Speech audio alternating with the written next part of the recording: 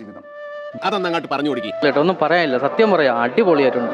നമ്മളൊക്കെ ജീവിക്കുന്നത്, നമ്മളൊക്കെ സ്വർഗത്തിലാണ് ജീവിക്കുന്നത്, സത്യം ആ രീതിയിലാണ് എടുത്തേക്കുന്നത്. അതാണ് ഇഞ്ചക്ഷൻ നല്ല ഇഷ്ടപ്പെട്ടു. കൊള്ളായിരുന്നു, അടിപൊളി movie. Must watch in theatres, അത്രേ ഉള്ളൂ. ഇവളുടെ അച്ഛൻ 25 വർഷമായിട്ട് സൗദിയിൽ കഷ്ടപ്പെട്ട ഒരാളാണ്. പുള്ളി പറഞ്ഞ ഞാനെന്തിനാ മോനെ വരുന്നത്, ഞാനത് അനുഭവിച്ചതല്ലേ എന്നാണ് പറഞ്ഞത്. കടലും മലയൊക്കെ കടന്ന് ഏത് നാട്ടിലും പോയി സ്വന്തം സാമ്രാജ്യം ഉണ്ടാക്കി എടുത്തിട്ടുള്ളവൻ തന്നെയാണ് മലയാളി. ഇറങ്ങിയപ്പോൾ പറഞ്ഞാണ്. അപ്പം അവർ ഒരുപാട് ലക്ഷക്കണക്കിന് പ്രവാസികളും അവരുടെ അധ്വാനത്തിനുള്ളൊരു ഡെഡിക്കേഷനാണ് ഈ മൂവി.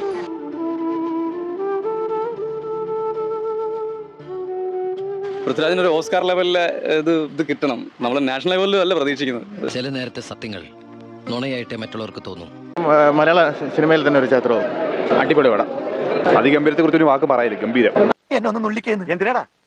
ഞാൻ സ്വപ്നം കാണുകയാണോന്ന് അറിയാനാ. അടിപൊളി, നല്ല പടം, സങ്കടം വന്നു. ഒന്നും പറയാനില്ല, ഏറ്റവും നല്ല പെർഫോമൻസ്, പൃഥ്വിരാജിന്റെ ഏറ്റവും നല്ല പെർഫോമൻസ്. സ്വപ്നമല്ല വാസുവേട്ടാ, സത്യമാ സത്യം.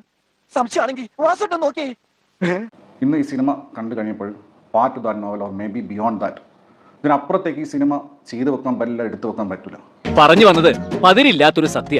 16 വർഷം ലൈഫിൽ ഇങ്ങനത്തെ ഒരൊറ്റ സിനിമ മതി. That's the power of cinema.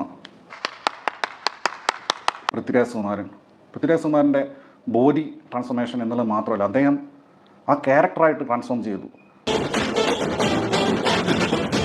അദ്ദേഹത്തെ നമുക്ക് കാണാനും സാധിക്കില്ല. നജീബിന്റെ സോള് നമുക്ക് നമ്മുടെ മുമ്പിൽ എടുത്തു വെച്ച് തരും. അതിനും മാത്രം വളർന്നിട്ട് തന്നെയാ ഇവൻ നിങ്ങളുടെ മുമ്പിലൊക്കെ അഭിനയിച്ചതും. ഇതവൻ കൊണ്ടുപോയിട്ടാ എഡ്യൂക്കേഷൻ. ഇന്ന് ഈ സിനിമ കണ്ടു കഴിഞ്ഞപ്പോൾ ഇതിനപ്പുറത്തേക്ക് ഈ സിനിമ ചെയ്തു വെക്കാൻ പറ്റില്ല, എടുത്തു വെക്കാൻ പറ്റില്ല. ബ്ലസ്സി എന്ന് പറയുന്ന ഡയറക്ടർ, അദ്ദേഹം 16 വർഷം ലൈഫിൽ ഇങ്ങനത്തെ ഒരൊറ്റ സിനിമ മതി. അയ്യോ എന്റെ മാഡം സാർ കലക്കി പൊളിച്ചിരിക്കുക. എന്തോ അപ്ലാസ്. What a dork.